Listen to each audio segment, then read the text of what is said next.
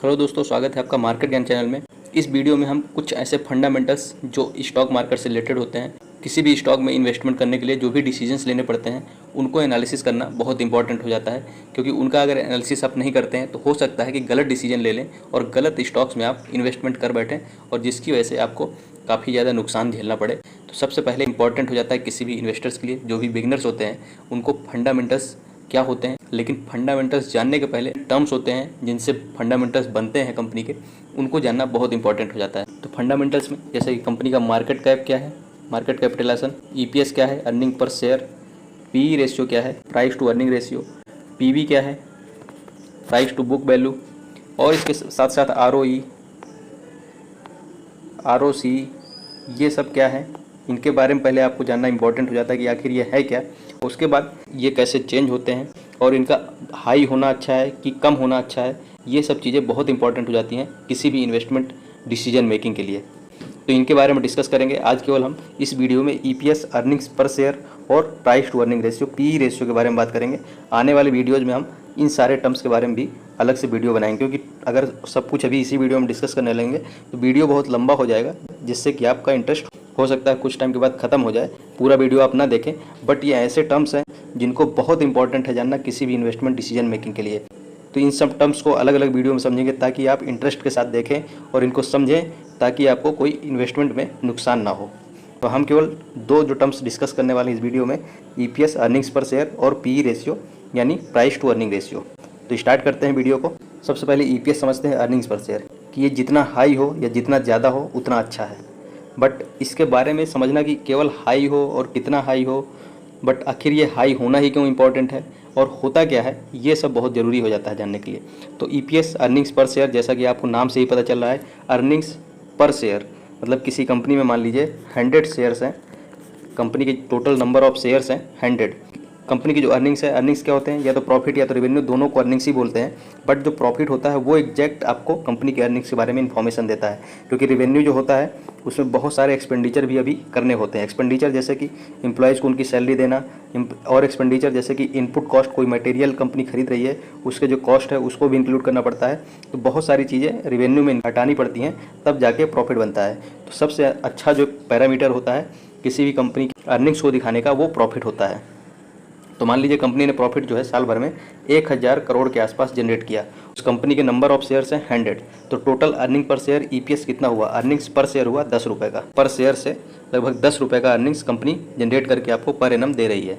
ये हुआ सिंपल सा मीनिंग अर्निंग्स पर शेयर का। हर शेयर के बिहाफ पे वो कंपनी आपको एनुअल बेसिस पे कितना अर्निंग करके दे रही है। इसके बाद दूसरा जो टर्म है PE ratio, price to earning ratio, price to earning. Earning क्या है, अर्निंग्स पर शेयर, जो हमने बात की अभी ईपीएस के बारे में। तो प्राइस टू ईपीएस, अब प्राइस टू अर्निंग को मतलब प्राइस टू ईपीएस ही बोल सकते हैं। इसका मतलब क्या हुआ, अगर ईपीएस का फॉर्मूला यहाँ पे आप पुट करें तो ये जो फॉर्मूला बन जाएगा वो प्राइस डिवाइड बाई ईपीएस का फॉर्मूला क्या था, प्रॉफिट एक साल में कितना कंपनी ने जनरेट किया है, और divided by number of shares. Number of share नीचे रखेंगे, इसका मतलब नंबर ऑफ शेयर्स ऊपर आ जाएंगे यहाँ पर मल्टीप्लिकेशन में।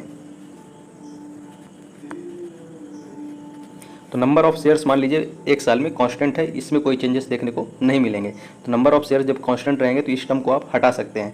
मतलब यहाँ पे जो चेंज होगा पीई रेशियो में या प्राइस टू अर्निंग रेशियो में, वो केवल प्राइस और प्रॉफिट से ही होगा।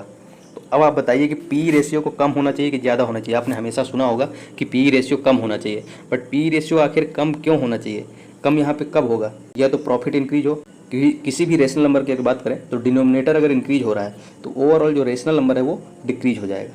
पीई रेशियो को डिक्रीज होने के लिए प्रॉफिट को बढ़ना पड़ेगा, जो कि कंपनी के लिए काफ़ी अच्छी बात है।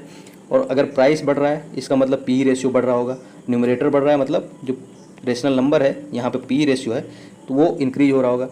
पीई रेशियो बढ़ रहा है जो कि ख़राब माना जाता है, और बिल्कुल ये सही होना चाहिए, क्योंकि अगर प्रॉफिट कंपनी के नहीं बढ़ रहे हैं और प्राइसेस बढ़ रहे हैं तो वो कहीं ना कहीं कंपनी के लिए निगेटिव है, क्योंकि उस स्टॉक में इन्वेस्टर्स अपना पैसा इन्फ्लुएंस कर करके उसके प्राइसेस को बढ़ा दे रहे हैं, बट कंपनी के जो फाइनेंशियल्स हैं वो अच्छे नहीं हैं। प्रॉफिट जो है कंपनी नहीं जनरेट कर रही है, फिर भी उसके प्राइसेस जो है लगातार बढ़ते जा रहे हैं, जिसकी वजह से पीई रेशियो कंपनी का बढ़ जाता है। बट प्रॉफिट अगर अच्छा बढ़ रहा है उसका मतलब कि आपका जो पीई रेशियो है वो डिक्रीज होगा।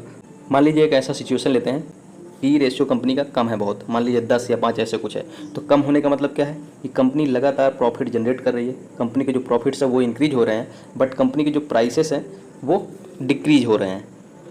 तभी तो ये ओवरऑल वैल्यू कम हुई, क्योंकि प्रॉफिट इंक्रीज होंगे, डिनोमिनेटर इंक्रीज होगा और न्यूमरेटर में जो वैल्यू है वो डिक्रीज होगी, तो ओवरऑल जो रेशनल नंबर है वो डिक्रीज हो जाएगा, मतलब पी रेशियो डिक्रीज हो जाएगा। तो ये अच्छी चीज़ है।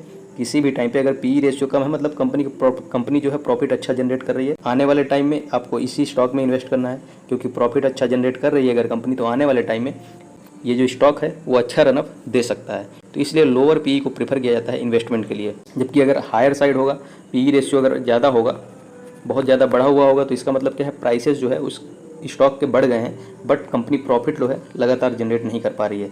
तो प्रॉफिट के बिना अगर कंपनी के प्राइसेस बढ़ रहे हैं, इसका मतलब उसके फंडामेंटल्स अच्छे नहीं हैं, बट जो इन्वेस्टर्स हैं वो लगातार उसमें अपना इन्वेस्टमेंट बढ़ाते जा रहे हैं, जिसकी वजह से उसके जो पी रेशियो है वो बढ़ता जा रहा है। अच्छा नहीं माना जाता कंपनी के लिए, क्योंकि हमेशा ऐसा होता है कि कंपनी अगर प्रॉफिट या उसके फंडामेंटल्स हैं, रेवेन्यूज़ हैं, फाइनेंशियल, कंपनी के जो फाइनेंशियल्स हैं वही रिफ्लेक्ट होते हैं स्टॉक है उसके प्राइसेस में। अगर कंपनी के प्रॉफिट ही नहीं जनरेट कर रही है, कंपनी के फाइनेंशियल्स ही नहीं अच्छे हैं, तो उसका प्राइस हाइक हो क्यों रहा है। इसलिए पी रेशियो हमेशा लो होना चाहिए, तभी आप इन्वेस्टमेंट करें उस स्टॉक में।